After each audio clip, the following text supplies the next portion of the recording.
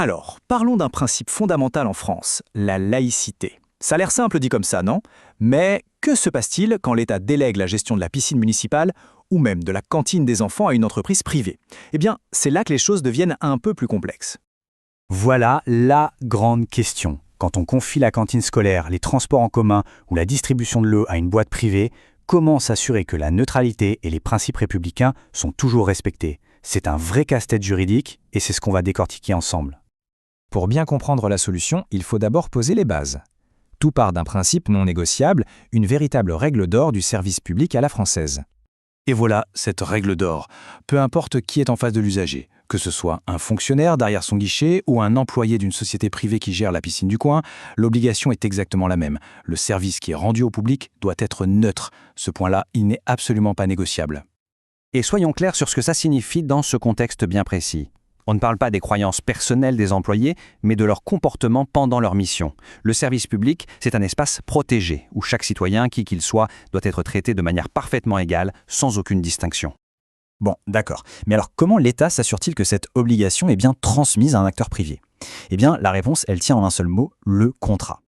C'est vraiment ici que le droit entre en scène. La collectivité publique, elle ne se contente pas de déléguer une tâche, non, elle transmet une responsabilité qui est fondamentale. Ce devoir de neutralité, il est donc inscrit noir sur blanc dans le contrat qui lie l'autorité publique et l'entreprise privée. Et ce contrat, il est très précis. Il repose sur 3 piliers essentiels. D'abord, la neutralité des équipes.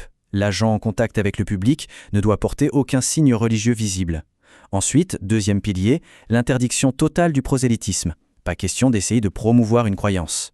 Et enfin, le plus important peut-être, garantir un accès égal pour tous, sans aucune barrière liée aux convictions.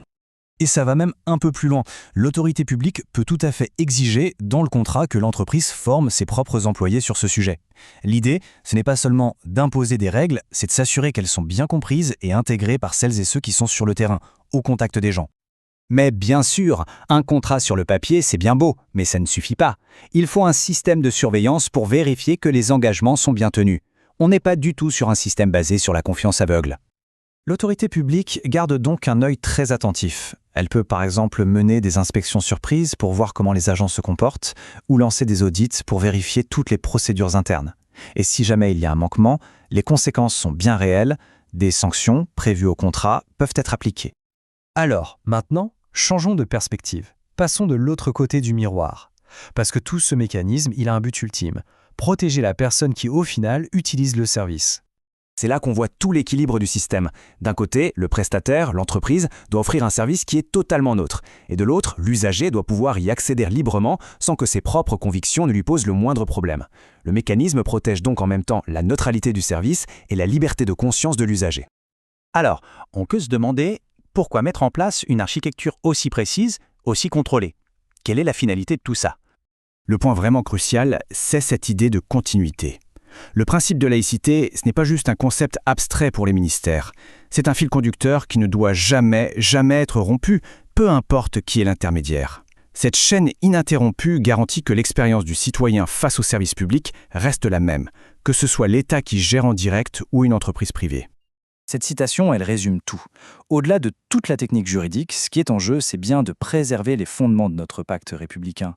La vraie question, ce n'est pas tant de savoir qui gère le service, mais plutôt comment on s'assure que nos valeurs communes restent au cœur de l'action. C'est un mécanisme qui est tout simplement essentiel à la cohésion de notre société.